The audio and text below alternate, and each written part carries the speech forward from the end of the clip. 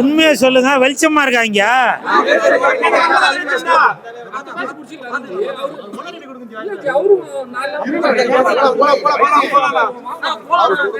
போலாமா போலாமா? புடிச்சுக்கா, நானும் விடாம புடிச்சுதான் பாருக்கிறேன். கீழே வந்துருமே. இப்ப நான் பார்த்துட்டு வர படம் பித்தளை மாத்தி. எப்படி பித்தளை மாத்தி? இது வெத்தலை, இது பித்தளை, இது வெத்தலை, இது பித்தளை, இது வெத்தலை, இது பித்தளை, இது வெத்தலை, இது பித்தளை, இது வெத்தலை, இது பித்தளை. நல்லா கேப்பீங்களா? இதேதான் நானும் கேக்குறேன். ஒரு சின்ன பையனா இருக்கோ என்ன நீங்க கேக்குறீங்களா? இப்போ இருங்கப்பா, இப்போ நம்ம புரட்சி தலைவர் அவர்கள் இப்படி காட்டுவாங்க. இப்படின்னா என்னது?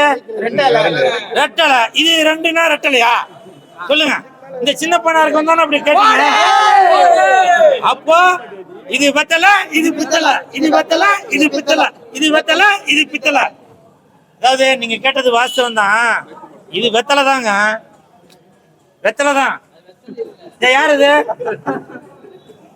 அதாவது இப்போ தம்பி ராமையா அண்ணன், என்னோட சித்தப்பா தம்பி ராமையா அவர்களுடைய மகன் உமாபதி அவர்கள் கதாநாயகனாக நடித்துள்ள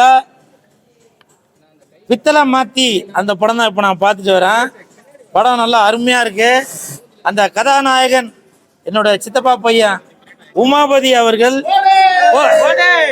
நல்லா உயரமா, நல்லா ஆகாஜ பாகுவான ஸ்டைல்ல, ஆமா தாடி வச்சு அவரை பார்க்கும்போது ஒரு பக்கத்து வீட்டு பையனை மாதிரி இருக்கும்.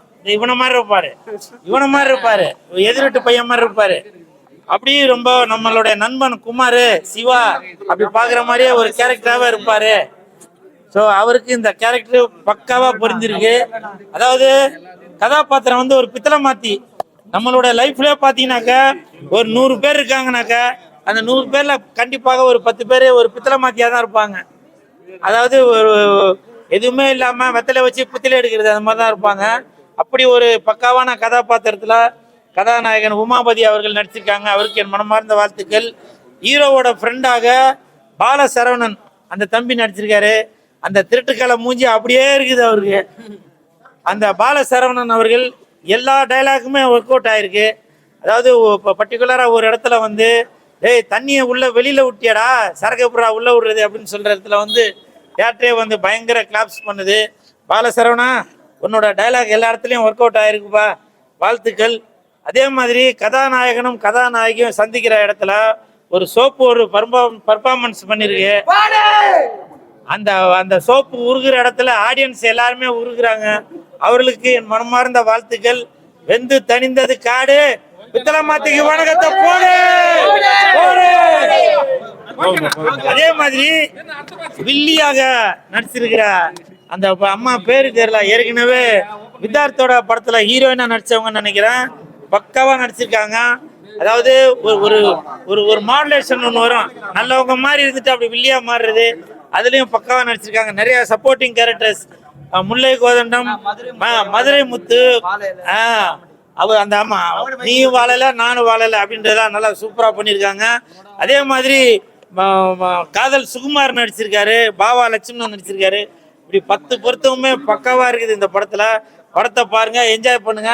படத்தோட தயாரிப்பாளர் சரவணன் அப்படின்னு சொல்லி பேர் போட்டுருந்துச்சு. அவர் வந்திருக்காராப்பா சரவணன் சார்? வந்திருக்காரா?